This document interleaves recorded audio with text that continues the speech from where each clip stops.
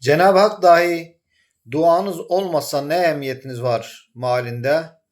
Kul ma ya'ba'u bikum Rabbi levla duaukum ferman ediyor. Evet, duanın en güzel, en latif, en leziz, en hazır, meyvesi neticesi şudur ki, dua eden adam bilir ki birisi var ki onun sesini dinler. Onun derdine derman yetiştirir. Onun kudret eli her şeye yetişir. Bu büyük dünya hanında o yalnız değil, bir kerim zat var, ona bakar, ona ünsiyet verir.